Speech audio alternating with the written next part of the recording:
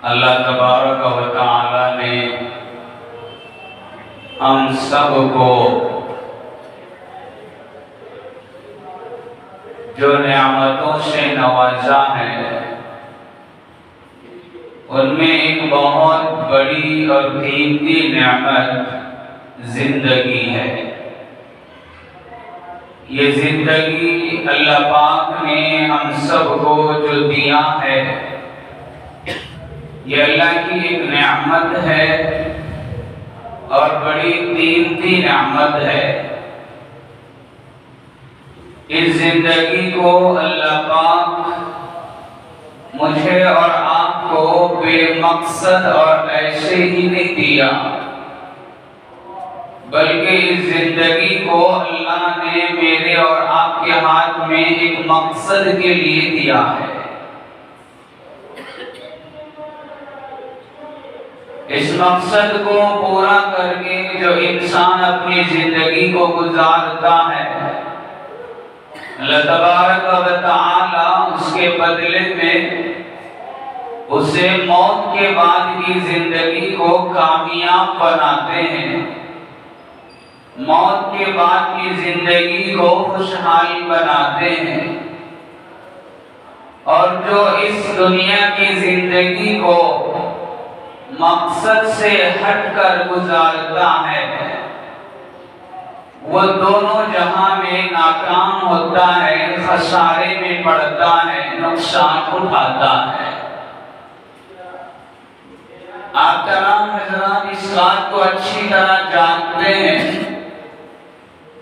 कि दुनिया में जितनी भी चीजें बनती हैं, फैक्ट्रियों में जितनी चीजें बनाई जाती हैं, तैयार की जाती हैं, हर चीज के बनाने के पीछे एक मकसद होता है। फैन बनाया उसका एक मकसद है, लाइट बनाया उसका एक मकसद है, दूसरी बहुत सारी चीजें बनाई जाती है उनका मकसद है। आदमी खरीदता है तो उसी मकसद में यूज करने के लिए खरीदता है। जिस काम के लिए वो चीज तैयार की गई, जिस काम के लिए फैक्ट्री वालों ने, कंपनी वालों ने वो चीज बनाई, खरीदने वाला उस चीज को उसी काम में यूज करने के लिए लेता है, लाखों रुपए पैसा लगाता है। लेकिन अगर कोई आदमी उस चीज को खरीद कर उसको उस मकसद के अंदर इस्तेमाल न करे, उस चीज को उस काम में न लगाए जिस काम के लिए उस चीज को बनाया गया, तो फिर उस इंसान को बेवकूफ कहेंगे, दीवाना कहेंगे, पागल कहेंगे।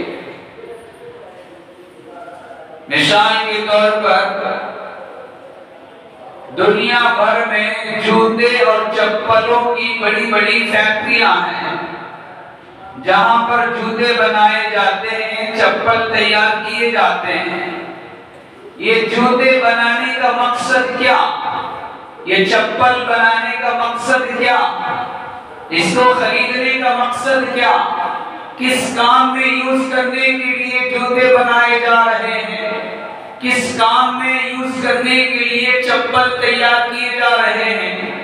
हम सब जानते हैं कि जूते पैरों में पहनने के लिए बना रहा है फैक्ट्री वाला, चप्पल पैरों में पहनकर इस्तेमाल करने के लिए बनाया जा रहा है, खरीदने वाला भी उसी नीयत से खरीदता है। तो अगर कोई आदमी चप्पल खरीद कर पैरों में यूज करने के बजाय, जो कि उस चप्पल बनाने का मकसद ही है, उसे खरीदने वाला खरीद कर उस चप्पल को पैरों में इस्तेमाल नहीं कर रहा, पैरों में नहीं डाल रहा, बल्कि उस चप्पल को उठाकर गले में डाल लेता है, उस चप्पल को उठाकर जेब में डाल लेता है। उस चप्पल नया चप्पल बाटा कंपनी का है, पैरागॉन कंपनी का है, नीचे रखे तो गलीज हो जाता, नीचे रखे तो मट्टी लग जाती, नीचे रखे तो कीचड़ लग जाता, कितना भारी है, उन्हें शोकेस में जोड़ को रख जाता, उन्हें इतना सजा को रखा था। आजकल जूते भी पैकिंग के आ रही है, कवर चढ़े हुए आ रहे हैं, ऐसा सजा के रखता है कि कोई उसे पैरों में पहनना ही नहीं। तो कोई पागल जाके देखा कि शोरूम में एकदम ऐसा गिलासों में सजाकर बनाकर लाइटिंग का फोकस डाल के बाटा कंपनी का शू रखा है, तो ये समझा कि ये सिर्फ मेरे जेब में रखने के लिए बनाया गया है, मेरे गले में डालने के लिए इस जूते को बनाया है कंपनी वाले ने। उसको खरीद कर कोई आदमी अपने पैरों में डाल लेने के बजाय अपने गले में जूते डाल लेता है, पैरों में चप्पल पहनने के बजाय जेब में डाल लेता है और जिंदगी भर अपने पैरों को नंगे होने की हालत में घूमता है, फिरता है, नंगे पैरों से चलता है, नंगे पैरों से ही बाहर जाना आना करता है। तो मुझे बताओ उसके पैरों का हाल क्या होगा? रोजाना बगैर चप्पल के अगर घूमेगा फिरेगा तो उसके पैरों में हो सकता है कांटे चुभ जाए, हो सकता है उसके पैरों में कोई पत्थर की नोक चुभ जाए, कोई गंदगी लग जाए जिससे उसका पैर जख्मी होगा, उसका पैर डैमेज होगा, उसका पैर फिर चलने फिरने के लायक नहीं रहेगा। ये सारी मुसीबतें क्यों आई? इसका पैर जख्मी क्यों हुआ? इसके पैर में चोट क्यों लगी? इसके पैर में कांटा क्यों चुभा? इसके पैर में गंदगी क्यों लगी? इसलिए लगी कि इसने जूते को पैर में इस्तेमाल करने के बजाय जिस काम के लिए जूता बनाया गया था उस जूते को उस काम में लगाने के बजाय दूसरे काम में लगाया, तो नुकसान उसके आंखों के सामने है। ठीक इसी तरह कान खोल कर सुन ले, अल्लाह ने जिंदगी को जिस मकसद के लिए बनाया, आज कुछ लोग उस जिंदगी को उस मकसद से हटाकर, उस काम से हटाकर ख्वाहिशात पे लगा रहे हैं, ऐश और इश्रत में लगा रहे हैं, मनमानी कामों में लगा रहे हैं, फजूल कामों में लगा रहे हैं, लगवियात में लगा रहे हैं। तो उस मकसद से हटाकर जिंदगी को जो लोग यूज कर रहे हैं, ये लोग दुनिया में भी बर्बाद होंगे, आखिरत की लामहदूद जिंदगी में भी खसारा उठाना पड़ेगा, नुकसान उठाना पड़ेगा। जिंदगी मकसद के लिए दिया था, 60-70 साल की उम्र एक काम के लिए दिया था, एक जिम्मेदारी के लिए दिया था। हमने समझ लिया कि इस जिंदगी का कोई मकसद नहीं है, इस जिंदगी का मकसद खाना, इस जिंदगी का मकसद पैसा बनाना, इस जिंदगी का मकसद पैसा कमाना, इस जिंदगी का मकसद दौलत जमाना, इस जिंदगी का मकसद घूमते फिरते रहना, इस जिंदगी का मकसद इधर उधर बैठकर टाइम पास करना।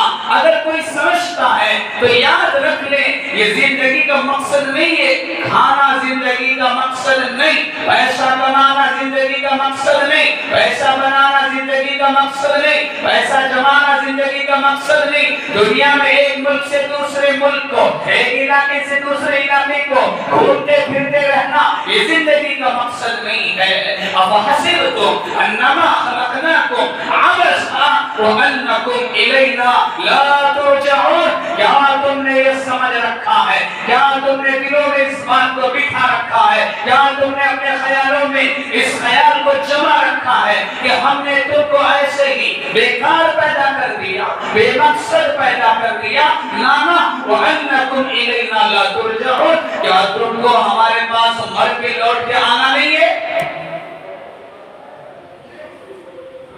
अगर तुमने ये समझा है तो ये तुम्हारा समझना गलत है, 100% गलत है।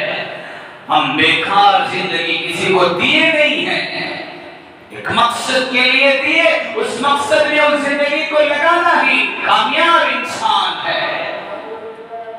जिंदगी का मकसद क्या?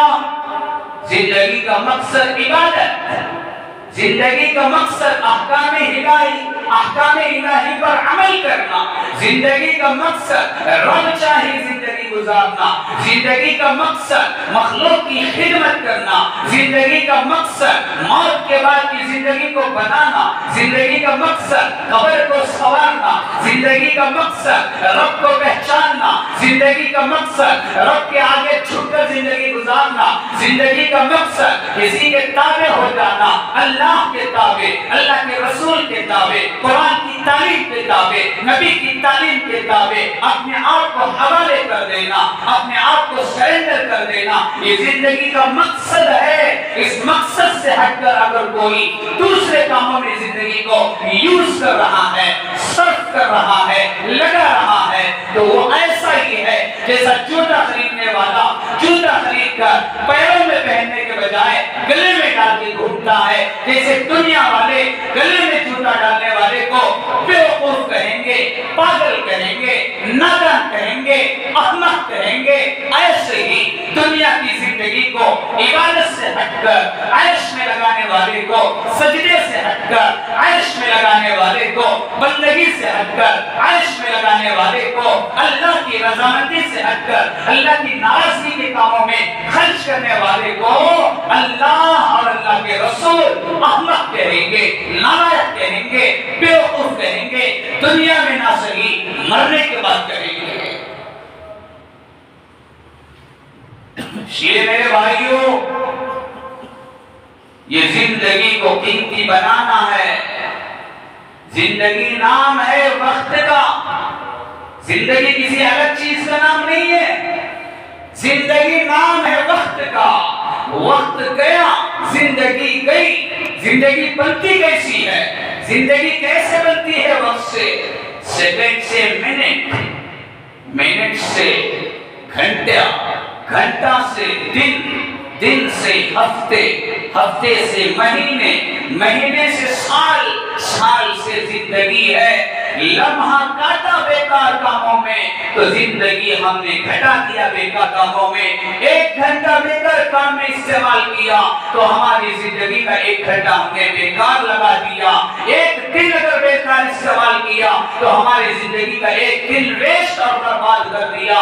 तो मेरे भाइयों, ये चलने वाली घड़ी बता रही है, ये चलने वाला सेकंड का कांटा बता रहे हैं कि जैसा मैं घूम रहा हूँ ऐसे तेरी जिंदगी भी घूम रही है। जैसे मैं टिक टिक करके आवाज देती हूँ ऐसे ही तेरी जिंदगी का पानी नल से टपकने वाले कतरे की तरह टपक कर घट रहा है। घटने पर आज दुनिया खुशी मनाती है। बेकार कामों में अपने वक्त को बर्बाद करके, अपने दिन को बर्बाद करके, अपने रातों को बर्बाद करके लोग आराम से जिंदगी गुजार रहे हैं। आज वक्त बर्बाद करने के बहुत सारी चीजें निकल गई, उनमें सबसे बड़ा हीरो नंबर 1 मोबाइल है। जिंदगी के औकात को अगर कोई बर्बाद कर रहा है, इस मोबाइल के जरिए से आज हम लोग बर्बाद कर रहे हैं। नौजवानों की जवानी कहाँ लग रही है? कमाने में लग रही है, सेहत बनाने में लग रही है, घर चलाने में लग रही है, दौलत जमाने में लग रही है, पैसा कमाने में लग रही है, बिजनेस बढ़ाने में लग रही है। क्या शौक है आज नौजवान को? बिजनेस का शौक है, घर चलाने का शौक है, माँ बाप को देखने का शौक है, माँ बाप को पालने का शौक है, लाने वाली बीवी के नाम रफ्ते को बर्दाश्त करने का जज्बा है आज नौजवान को। अच्छा पैसा बनाना, अच्छी जिंदगी चलाना, अपने घर को अच्छा संभाल कर जाना, अपनी सेहत की फिक्र करना, क्या ये शौक है आज नौजवान को? नहीं। अगर आज नौजवान को शौक है, अगर आज नौजवान को जुनून चढ़ा है, पबजी का जुनून चढ़ा है, गेम खेलने का जुनून चढ़ा है, तरह तरह के वीडियो गेम्स आज निकल चुके हैं जिसके अंदर लगकर नौजवान पूरी रात गुजार रहा है। 2-2 घंटे, रात के 3-3 घंटे तन्हाई में बेडरूम में जाकर, माँ समझ रही है बेटा सो रहा है, बाप समझ रहा है, बेटा आराम कर रहा है, बहनें समझ रही है, भाई आराम कर रहा है, लेकिन क्या पता ये भाई, ये बेटा, ये नालायक, ये नौजवान अपनी रात की तन्हाई को गलत कामों में लगाकर, मोबाइल में लगाकर, गलत गेमों में अपने रात के वक्त को गुजार कर, अपनी नींद को छोड़कर 3-3 बजे तक पबजी में लगकर अपने औकात को बर्बाद कर रहा है। जो इंसान रात के 3-3 बजे तक जागेगा, वो क्या सुबह के 6 बजे उठकर दुकान खोलेगा? वो क्या सुबह के 6 बजे उठकर कमाने जाएगा? वो क्या सुबह के 8 बजे उठकर अपने माँ बाप के पालने का जरिया बनाएगा? ना, रात के 3 बजे जागने वाला सुबह के 1 बजे तक सोता है, नवाब की तरह उठता है, 2 बजे नाश्ता करता है और बाहर निकलता है। तेरे दोपहर तक बाहर निकलने तक आधी दुनिया ने अपनी आधी दौलत को जमा लिया, गैरों ने अपने बैलेंस को इकट्ठा कर लिया, तेरी रोजी को दूसरों ने हड़प कर लिया। फिर रोना रोते हैं कि मेरी कमाई में बरकत नहीं है, हजरत कोई ताबीज दे दीजिए। मेरे घर में बीमारियां हैं, मेरा कर्ज बढ़ता जा रहा है, कमाने का आज जवान को शौक नहीं है, आज अच्छे हट्टे कट्टे होकर कर्जों पर जिंदगी गुजार रहे हैं। ऐसा मजा लग गया कर्ज लेने का कि कमाना कोई शौक नहीं रहा। कौन मेहनत करेगा? गाड़ियों में जाकर कौन हाथ को मैला करेगा? कौन अपने कपड़ों को मैला करेगा? कौन पसीना टपकाएगा? कौन लोगों की गलत बातें सुनेगा? जरूरत नहीं है हमें इनके उनकी गुलामी करने की। कर्ज लिया जा रहा है, संगे चल रहे हैं। मैं मुस्तकिल एक जुमा संगे के उन्वान पर आपको बात करूंगा। आज माशरा कितने सख्त हालात से गुजर रहा है, ऐसे फितनों में लगकर ऐसी लत उसे लगी है जिसकी वजह से खुद तो बर्बाद हो रहा है, अपने घर वालों की इज्जत को भी रास्ते पे लाके डाल रहा है। क्यों ये सब होता है? जिंदगी को गलत जगह इस्तेमाल किया इसने।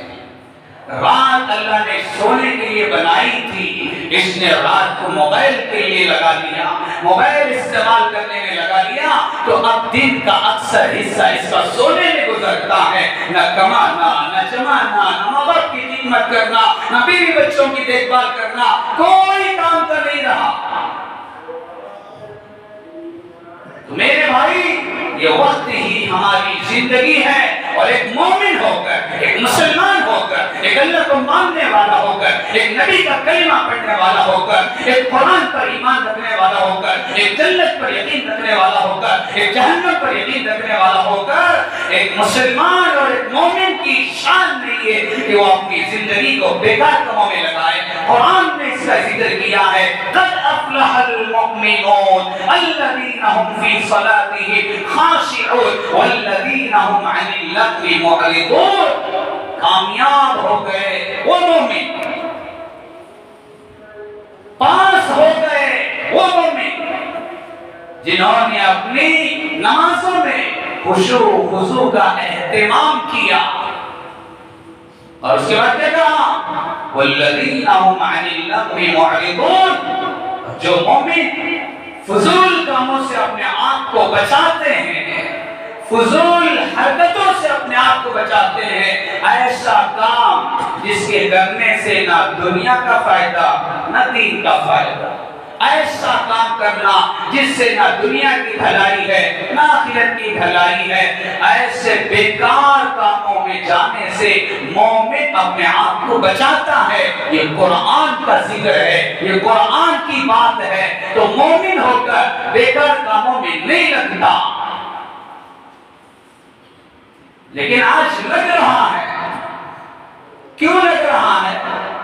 इसलिए लग रहा है कि हम जिस समाज में जिंदगी गुजारते हैं, जिस मुआशरे में जिंदगी गुजारते हैं, जिन लोगों के साथ हमारा उठना बैठना होता है, उनमें कुछ वो लोग हैं जिनको जिंदगी का मकसद का पता नहीं है, जो ना अल्लाह को मानते हैं, जो ना अल्लाह के नबी को मानते हैं, जो ना नबी का कलिमा पढ़ते हैं, जो ना कुरान को मानते हैं, ना हदीस को मानते हैं, ना जन्नत को मानते हैं, ना जहन्नम को मानते हैं। उन्होंने समझ लिया दुनिया की जिंदगी मिली,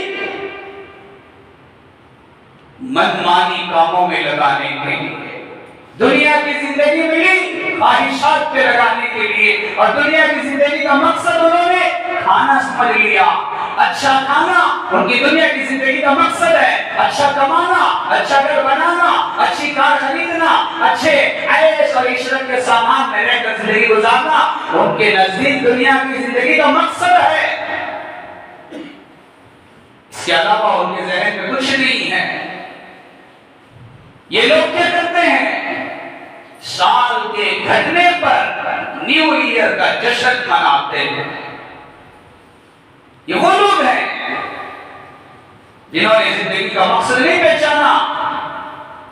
वो अपने दिल को बहलाने के लिए, अपनी आंखों को थोड़ी देर ठंडक पहुंचाने के लिए, अपने दिल की तसल्ली के लिए, उनके पास कोई दूसरा रास्ता नहीं है। उनके पास सिर्फ और सिर्फ गुनाह का रास्ता है, जिससे उनको तसल्ली मिलती है, उनकी आंखों को ठंडक मिलती है, उनके रूह को तसल्ली मिलती है, जिसकी वजह से वो मौके तलाश करते हैं। किसी न किसी मौके से हम अय्याशी करें, किसी न किसी मौके से बेहयाई के कामों में लगे, किसी न किसी मौके से हम शराब पिएंगे, हम जुआ खेलेंगे, हम ज़िना करेंगे, हम मुंह काला करेंगे, एक रात दो रात मजा करेंगे। उसके बाद जब वह नशा उतरा, इनका सारा मकसद हासिल हो गया। फिर सुबह उठकर कमाने निकलो। ऐसा एक तबका दुनिया में है जो साल के घटने पर खुशी का जश्न मनाता है। दिसंबर की 27 तारीख है आज, 3-4 दिन बाकी है। 2024 का साल गुजर रहा है, आने वाला 2025 आ रहा है। तो ये तबका आने वाले साल को नया साल मनाता है, और जाने वाले साल का कब मनाना उसे मालूम नहीं है। वो समझ रहा है कि हमारी जिंदगी तरक्की में है, हम 2024 से निकल कर 25 में जा रहे हैं, हम बढ़ रहे हैं। इस्लाम कहता है तू बढ़ नहीं तो घट रहा है। घटने पर खुशी क्या? 2000 में पैदा हुआ, अल्लाह ने तेरी उम्र 25 साल लिखी। दुनिया में सिर्फ अल्लाह ने तुझे 25 साल के लिए भेजा। पैदा कब हुआ? 2020 में, 2000 में पैदा हुआ। मरना कब है? 2025 में। अब ये बंदा 2024 क्रॉस करके 2025 में जा रहा है, तो ये समझ रहा है कि मैं बड़ा हो रहा हूं। इस्लाम कहता है तेरी जिंदगी की सिर्फ एक ईंट बाकी है, 24 ईंट तो गिर गए।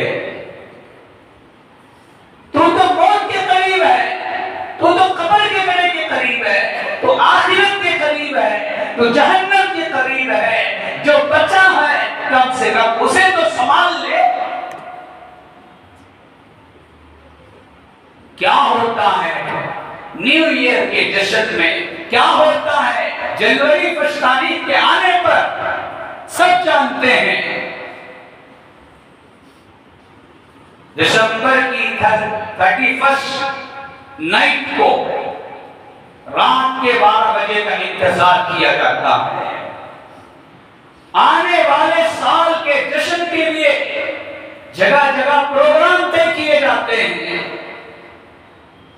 बड़े बड़े होटलों को सजाया जाता है, नाइट क्लबों को सजाया जाता है, बुकिंग कराया जाता है, होटलों को लाइटिंगों से सजाया जाता है, रास्तों को सजाया जाता है, बड़े बड़े शहरों को सजाया जाता है, लाइटिंग से संवारा जाता है। जैसे ही 31 दिसंबर 31 रात के 12 बजे सारे लाइट बंद, सारी रोशनी को बुझा दिया जाता है।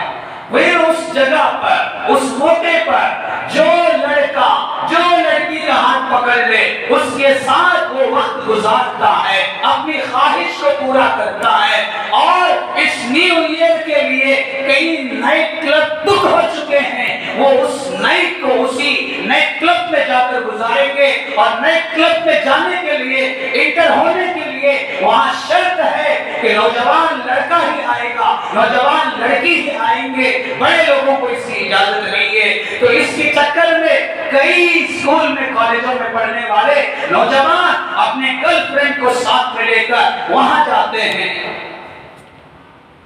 और उस रात को वहां नाचने में, गाने में, बेहयाई में, शराब पीने में, अल्लाह को नाराज करने वाले कामों में, जहन्नम की आग को भड़काने वाले कामों में गुजारते हैं, मजा करते हैं, ख्वाहिशात पूरा करते हैं। किसी की इज्जत से खिलवाड़ किया जाता है, किसी की बहन की इज्जत की धज्जियां उड़ाई जाती है, किसी की बेटी की इज्जत की धज्जियां उड़ाई जाती है। गैर करे मुझे कोई परवाह नहीं, गैर करे आपको कोई परवाह नहीं। लेकिन आज दुख इस बात का है कि जहां इन क्लबों में गैर बॉयफ्रेंड गर्लफ्रेंड को लेकर जाता है, जहां इन नाइट क्लबों में न्यू ईयर के मौके पर 31 दिसंबर की नाइट को जहां एक खड़े होकर पेशाब करने वाले, अल्लाह को ना मानने वाले, कुरान को ना मानने वाले, नबी को ना मानने वाले जाकर अपनी ख्वाहिश को पूरा करते हैं, किसी की बहन की इज्जत को उतार कर आते हैं, हमें इससे कोई लेना देना नहीं है। आज मिंबर पर बैठकर ये आवाज लगाने का मकसद यही है कि उनका देखा देखी आज हमारी कौम के कुछ नौजवान भी उनके साथ मिलकर उनकी जैसी हरकतें करने में लगे हुए हैं। आज फातिमा नाम रखकर, आज सुमैया नाम रखकर, आज आयशा नाम रखकर नबी की बेटियों का नाम रखते हो, सहाबा की बीवियों का नाम रखते हो, औलिया का नाम रखते हो, काम शैतान के करते हो, काम फिरौन के करते हो, काम शद्दाद के करते हो। कहां गया तुम्हारा ईमान, कहां गई तुम्हारे अंदर की फिक्र, कहां गई तुम्हारे अंदर की शर्म हया, वो सुमैया की हया कहां चली गई? आज हमारी कॉलेजों में पढ़ने वाली बहनों के अंदर से वो आयशा का पर्दा कहां चला गया? वो फातिमा की हया कहां चली गई? वो फातिमा जो जन्नत की औरतों की सरदार है, जिसने जिंदगी में तो पर्दा किया था, लेकिन मरने से पहले ये वसीयत किया था, जब मैं मरूंगी, जब मेरी रूह कब्ज हो जाए, मेरा जनाजा उस वक्त में उठाना जब दुनिया सो रही हो, जब दुनिया में तारीकी छा जाए, जब रात का अंधेरा हो, किसी मर्द की नजर मेरी लाश पर भी ना पड़े, मुझे ऐसे वक्त में ले जाकर कब्र के हवाले करके आना। इस फातिमा का नाम रखकर तुझे नाइट क्लब में जाना कैसे दोबारा होता है? तेरे ईमान को छिजोड़ कर देख ले। मेरे भाइयों, आज उनके रंगारंग में हमारी कौम के नौजवान फंस रहे हैं, हमारी बेटियां फंस रही है, हमारी बहनें फंस रही है। जिम्मेदार कौन? जिम्मेदार उस बेटी को पैदा करने वाला। जिम्मेदार कौन? जिम्मेदार उस बेटी को अपने पेट में रखकर उसके बोझ को उठाने वाली माँ है। तुझे गिरत नहीं आती, तेरी बेटी नाइट क्लब में है, तुझे गिरत नहीं आती, आज की रात तेरी बेटी तेरे घर से गायब हो गई है, तो कहां गई होगी? किसके साथ गई होगी? किन कामों में रात गुजारती होगी? मर चुकी है आज कौम की गिरत, मर चुकी है आज हमारी शर्म हया, जनाजे निकल चुके। अल्लाह का अज़ाब नहीं आएगा तो फिर क्या फरिश्ते उतरेंगे? ये सब कुछ होता है, हो रहा है, कौन कर रहा है? गैर करे हमें परवाह नहीं। मुसलमान आज मुल्क इस्लाम क्या कहता है? जिस नबी का हमने कलिमा पढ़ा, नबी ने हमें क्या सिखाया? जिस कुरान को हम पढ़ते हैं, उस कुरान ने हमें क्या तालीम दिया? अल्लाह के नबी ने फरमाया, खालिफुल यहूद वन नसारा, यहूद और नसारा के हर काम में मुखालफत करो। ये यहूदी जो काम करे उसका अपोजिट करना, ये नसारा जो काम करे उसका अपोजिट करना, ये गैर जो काम करे उसका अपोजिट करना। वो न्यू ईयर मनाए, हम भी उनके साथ शरीक होकर न्यू ईयर मनाए। क्या फर्क है यहूद और नसारा में और ईमान वाले में? वो भी अपने दोस्त को हैप्पी न्यू ईयर का मैसेज भेजता है, और एक मुसलमान जो किसी कंपनी में जॉब करता है, जो किसी फैक्ट्री में जॉब करता है, जो किसी काम में गैर के साथ मिला हुआ है, वो भी उसे मैसेज करता है, हैप्पी न्यू ईयर ब्रदर। तुझे इसने इजाजत किसने दिया हैप्पी न्यू ईयर का मैसेज भेजने से पहले? क्या तूने उलमा को पूछा? क्या तूने कुरान को पूछा? क्या तूने हदीस को खंगाला? किससे इजाजत लेकर के तूने ये मैसेज किया? तुझे पता है हैप्पी न्यू ईयर का मैसेज भेजना तेरे लिए जायज नहीं है, तेरे लिए कोई न्यू ईयर है ही नहीं। तेरा साल मुहर्रम से शुरू होता है, जनवरी से तेरा क्या ताल्लुक है? हैप्पी न्यू ईयर मुबारकबादी गैरों को हम देते हैं, स्टेटस रखते हैं। जितने लोग बैठे हैं बयान सुनने का मकसद कानों का मजा नहीं, अपने मोबाइलों में ये 31 दिसंबर को न्यू ईयर के मौके पर किसी का स्टेटस हैप्पी न्यू ईयर का नहीं होना चाहिए, किसी के मोबाइल से ये मैसेज नहीं जाना चाहिए, तभी मकसद पूरा होगा बयान में बैठने का। वरना ये दुनिया की बातों के तला दीन की बातें भी सुनेंगे, कुरान की बातें सुनेंगे, हदीस की बातें सुनेंगे, कोई असर नहीं होगा। कोई गैर भेजे ठीक है, हमें परवाह नहीं है, लेकिन हम उसका जवाब नहीं देंगे। बहुत से लोग सवाल करते हैं फोन करके, हजरत गैरों के त्योहार में मुबारकबादी देना कि नहीं देना? नहीं देना। कैसा हजरत? उन्होंने नाराज हो जाती ना, उन्होंने रमजान में हमना मुबारकबादी देती, बकरीद में हमना मुबारकबादी देती। अब हमना भी फरीजा बनता नहीं, हमारे भी अखलाक का फरीजा बनता है कि जब वो हमना मुबारकबादी दे रहे हैं तो हमें भी बैठकर उनके खुशी के मौके पर हमको भी बोलना चाहिए। नहीं बोलेंगे तो नाराज हो जाएंगे ना। उनके साथ कमाना है, उनके साथ बैठना है, एक कंपनी में एक जगह बैठकर जॉब करते हैं, एक साथ पूरा दिन गुजारते हैं, वो करे और हम ना करे तो दिलों में क्या आएगा? फर्क आएगी ना, नाराज हो जाएंगे ना। क्या इसका हल है? सुन ले, एक उसूल बयान किया है इस्लाम ने, ला ताअत लिमखलूकिन फी मासियतिल खालिक। मखलूक को खुश करने के लिए कोई ऐसा काम करना,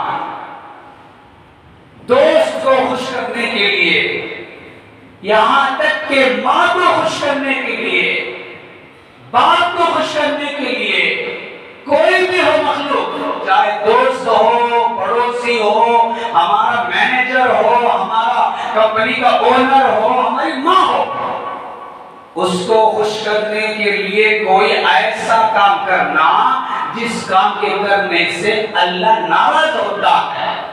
माँ खुश हो रही है, इधर कौन नाराज हो रहा है? अल्लाह।